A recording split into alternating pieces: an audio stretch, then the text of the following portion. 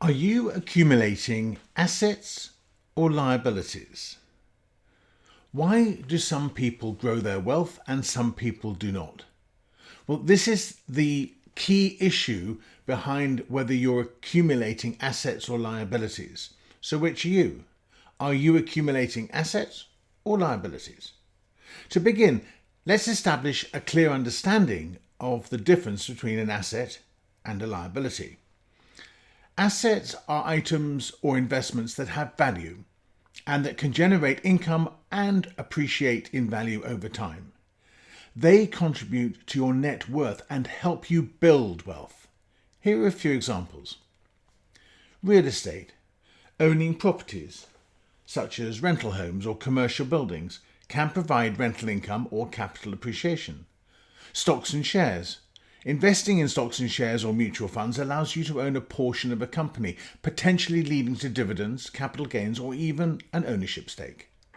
Bonds represent loans made to governments or corporations, and they generate regular interest income for the bondholder. And business ventures, being an entrepreneur, starting or owning a business, can be an asset if it generates profits or cash flow. Liabilities, on the other hand, are expenses. They are items that decrease your net worth and require ongoing financial commitment. They do not generate income or appreciate in value over time. Let's explore some common examples. Consumer debt. Credit card debt or personal loans or car loans often incur high interest rates and require regular payments, contributing to financial burdens. Depreciating assets like new cars, luxury items, expensive gadgets lose value over time and do not contribute to wealth creation. If it flies or floats, rent it, is what I say. Overspending and lifestyle inflation means living beyond one's means, constantly dining out, excessive shopping, and expensive vacations can drain resources and hinder wealth accumulation. To highlight the impact of asset accumulation versus liability accumulation, let's examine two hypothetical individuals, Amy and John. Amy's asset accumulation is all about her consistently saving a portion of her income and investing in income-producing assets. She buys a rental property which generates passive rental income. She also invests in stocks and shares, benefiting from the dividend payments and capital appreciation. Over time, her wealth grows, allowing her to reinvest and diversify her portfolio. On the other hand, John focuses on liability accumulation. He spends his surplus income on depreciating assets and an extravagant lifestyle.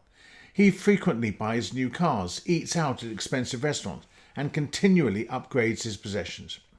While he enjoys immediate gratification, these purchases drain his resources and prevent long-term wealth accumulation. The key distinction between Amy and John lies in their financial choices.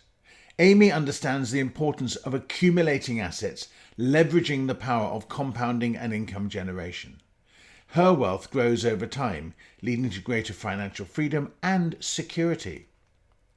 The impact of these choices has a significant impact in the long term on wealth accumulation. Assets play a pivotal role in wealth creation as they appreciate in value or generate income over time. Let's look at some examples. Real estate investment. Consider an individual who invests $50,000 in a rental property.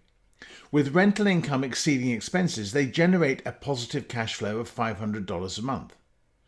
Over the course of 20 years, assuming rent increases and mortgage paydown, the property value appreciates and the investor accumulates substantial equity. By the end of the 20-year period, the investor's initial $50,000 investment could potentially grow to hundreds of thousands of dollars, comprising both equity and passive income. Stock market investments. Let's say an individual consistently invests $500 a month in a diversified portfolio of stocks and shares, averaging a conservative annual return of 8% over 30 years. By the end of the investment period, the individual's portfolio could potentially grow to over $1 million, benefiting from the compounding effect. This wealth accumulation is the result of consistent contributions and allowing the investments to grow over an extended period. Liabilities, on the other hand, are a drain on wealth and can hinder long-term wealth accumulation. Consumer debt. Consider an individual who accumulates credit card debt of $10,000 and only makes minimum monthly payments with an average interest rate of 20%.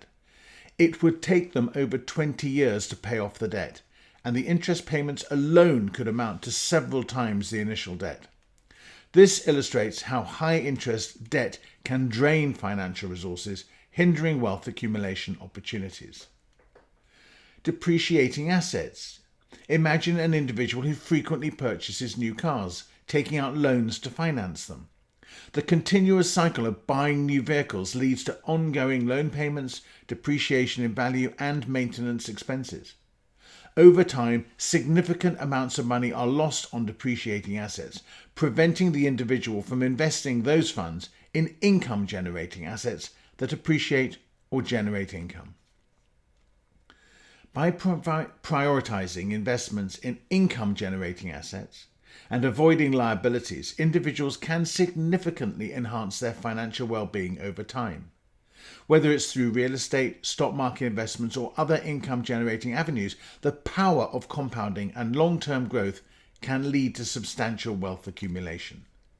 So ask yourself, are you accumulating assets or liabilities? The choices you make today regarding asset accumulation and liability avoidance can have a profound impact on your financial future. Make wise decisions and prioritize long-term wealth creation for a brighter and more secure tomorrow. So that's the critical question. Which are you accumulating? Assets or liabilities?